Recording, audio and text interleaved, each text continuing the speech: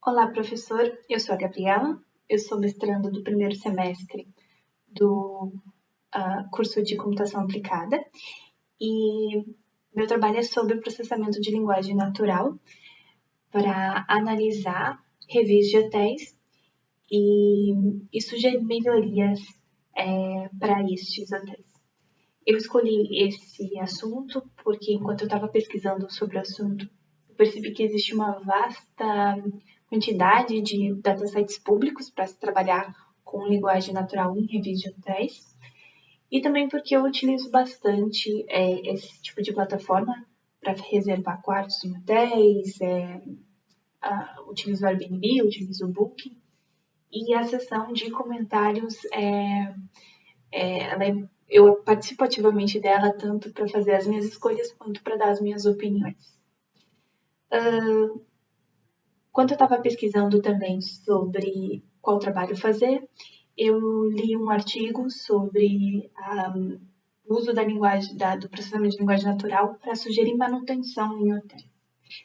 E aí, inspirado nesse artigo, eu tenho como objetivo no meu trabalho analisar, então, os reviews dos hotéis para sugerir melhorias, para sugerir quais pontos devem ser melhorados, quais pontos devem ser mantidos em hotéis. Né? Então, eu vou falar um pouquinho do meu artigo e também vou mostrar o código na experimentação prática. E o objetivo, então, da experimentação prática é gerar um gráfico com categorias pré-definidas para que possa ser visualmente para que seja visível quais áreas estão indo bem e quais áreas, né, quais categorias de serviços estão indo bem, como a limpeza dos quartos, atendimento dos staffs e tal, e quais devem ser, quais pontos devem ter mais atenção. Bom, aí no artigo eu faço então uma introdução sobre isso, né, sobre que existem muitos datasets disponíveis e que as plataformas têm ganhado força na internet e a grande quantidade de dados que essas plataformas geram, né? E como esses dados são valiosos para os hotéis e para os usuários também, né? E aí, falando um pouco disso, essa quantidade de dados que é gerada, ela é muito pertinente para análise de linguagem natural, porque você consegue automatizar, né, um processo e tirar conclusões, insights de uma vasta gama de dados e que talvez humanamente eles não conseguiriam ler tudo isso e tirar os insights que é possível com o processamento de linguagem natural.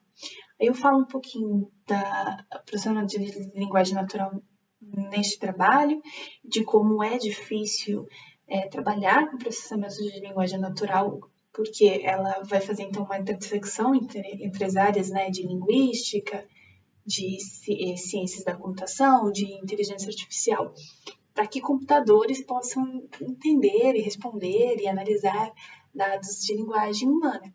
Só que a linguagem humana, ela não é uma linguagem binária, como é a do computador, né? Não é true, false, false. Ela é uma linguagem cheia de significados, ela é uma linguagem que pode ser expressa com escrita, com imagem, com som. E então ela é muito mais complexa e cheia de significados e às vezes ambígua do que uma linguagem de computador mesmo, né? Então existe uma grande dificuldade nesse processo. Falando um pouquinho do sentimento análises, né, que é o que eu vou usar nesse trabalho, uma das coisas que eu vou usar nesse trabalho, é muito interessante você perceber que quando você vai fazer análise de sentimentos, né, por exemplo, pegando uma grande gama de dados, além de não ser muito plausível você ler um a um e tirar conclusões sobre ele, Para esse trabalho em si, não é muito interessante a gente analisar um comentário em particular, né? Porque o sentimento ele é muito individual, né? Ele é muito particular, ele é muito subjetivo, ele pode ter sido causado por uma situação específica e pontual, né? Então, quando você vai gerar por exemplo, nós queremos gerar aqui eu quero gerar uma pontuação, né? Do Wi-Fi, por exemplo. Um comentário não refletiria, não vai refletir o verdadeiro situação, né? Então, você tem que analisar um grupo de comentários, fazer associações entre palavras e análise mesmo do sentimento para entender como que aquela categoria está se comportando dentro do hotel. Bom, aí o meu trabalho prático, ele é dividido entre duas etapas, né? Eu digo que ele é dividido entre duas etapas, que é a etapa de classificação desses reviews, né? Então, fazer essa análise dos sentimentos dos comentários para classificar entre um review positivo e um review negativo. E depois a etapa de identificação sobre o que é aquele comentário, né, das categorias, né, fazer um mapeamento das categorias e gerar um score a partir do cruzamento de dados entre a categoria e o sentimento do comentário. Bom, voltando aqui então para a parte de classificação, para montar esse classifier, né, esse método de classificação, então a gente usou um dataset de hotéis que foi encontrado na internet, é público, que tem mais de 9.000 comentários, e ele é muito interessante porque ele já é subdividido em positivos e negativos reviews. Então, você consegue treinar, separar o que é positivo e o que é negativo e treinar dessa forma, né? Então, existe um primeiro passo que é pré-processamento desses dados, né? Onde a gente lê o Excel e classifica ele em 2 files, um para positivo e um para negativo, e faz alguns tratamentos de uppercase e pontuação. Depois que isso é separado, isso vem então para a parte de classificação mesmo, né? Então a gente começa a tokenizar esses arquivos de forma a transformar as strings em palavras. Depois que a gente transformou essas strings em palavras, a gente vai etiquetar essas strings. Como que a gente etiqueta, né? Eu estou usando uma toolkit do Python, que é própria para trabalhar com NLP, que é essa toolkit NLKT, também sugerida pelo professor em aula. E ela mesmo já tem alguns métodos e algumas funções prontas, e uma das funções prontas para taguear palavras, né? Então, foi isso que a gente utilizou. Assim como ela também tem um método pronto para classificar e treinar a classificação, que foi o método Naive Bayes Classify, que a gente usou então para ler esses arquivos positivo e negativo e classificar, né? Para gerar então o nosso método de classificação. Essa etapa aqui, talvez a gente entende depois nos resultados que talvez ela possa ser substituída por outros tipos de treinamento para avaliar melhor os resultados. Por quê? Porque esse classifier, ele é baseado nesse método Bayes de classificação, que ele vai pegar as características de um objeto e vai avaliar elas individualmente, não fazendo correlação entre isso, né?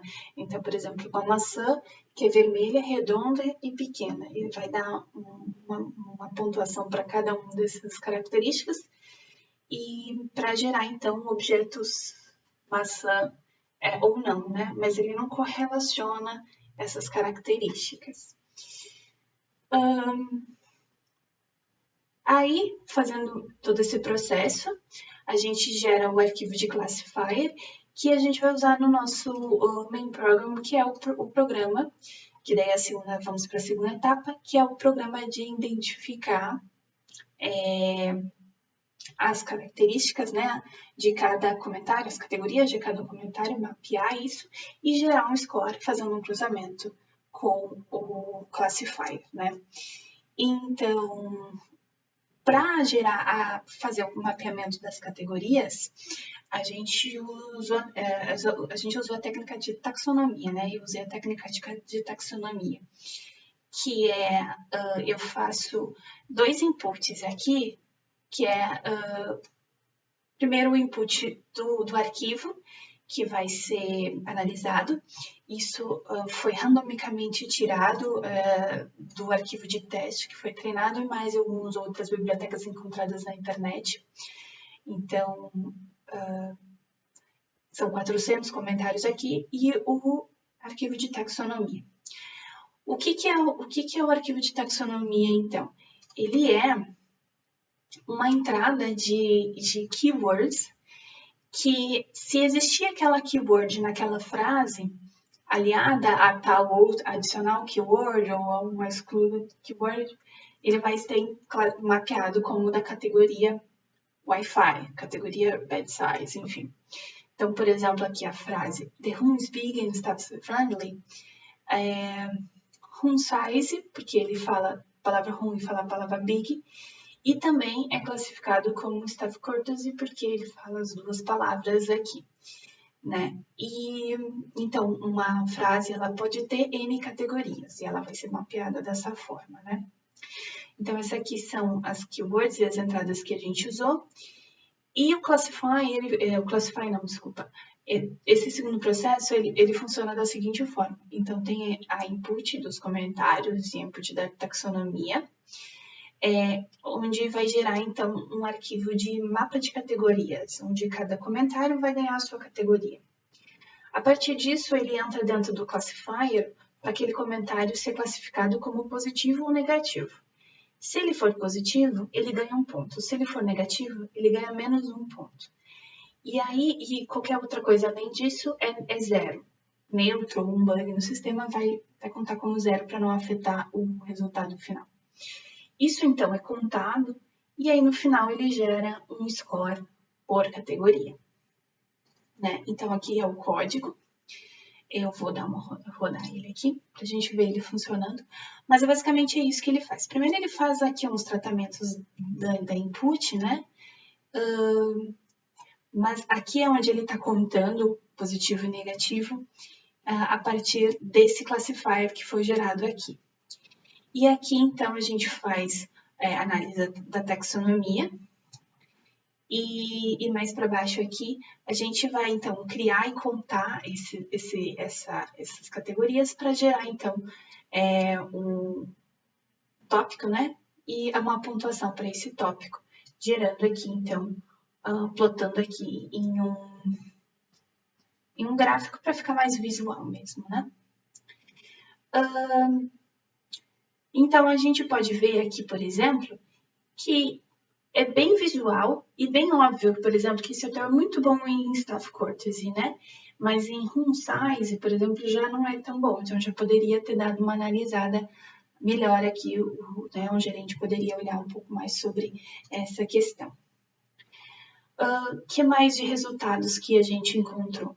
Além, né, de visualmente a gente conseguir enxergar, então, atingir esse propósito de conseguir enxergar, a gente também analisou a saída de dados da seguinte forma, né? A gente faz uma saída de dados aqui em Excel para ficar mais fácil de entender. E aí, aqui estão os comentários que ele recebeu, as categorias que ele colocou, e aí o sentimento é se é positivo, se é negativo o score, né? E aí, se é -1, deveria ser negativo, se é +1, deveria ser positivo. E aí, antes de fazer esse input, a gente passou esse Excel, eu passei o Excel pela uma opinião humana, que seria esse comentário é positivo, esse comentário é negativo, na sua opinião, né? E o que está marcado em verde é o que o humano acha positivo, vermelho, o que o humano acha negativo. Por exemplo, aqui, a gente vê que o classifier, ele colocou como positivo, né? +1 é positivo. Mas o humano acha que é negativo. E eu coloquei aqui que ele na verdade, é bem claro, né? os staffs na revisão não foram welcome, né? Ele é bem claro que não é positivo, mas o classifier, ele se perdeu aqui, não conseguiu identificar que era um comentário negativo. Entretanto, existem alguns comentários que são ambíguos, né? Que podem ser positivos, quando podem ser negativos. E, assim, eu, como humana, também fiquei na dúvida, né? Então, que é quando você tem não tem ar-condicionado, mas o que tem é o enough, né? Então, isso é tanto para um quanto para outro, tanto um quanto outro. Poderia ser um neutro, mas ele identificou como negativo. Nesse sentido, então, a gente contou que em 7% dos casos ele deu uma resposta diferente do que a opinião humana, mas nesses casos, 17 foram claramente erradas, né? E 11% são as ambíguas. Então, a gente pode dizer que ele falhou, assim, miseravelmente, vamos dizer, em 4,25%, né? Os outros, ele é interpretativo e ambíguo mesmo. E aí, claro, a gente vai naquele true ou false, que a linguagem humana não é.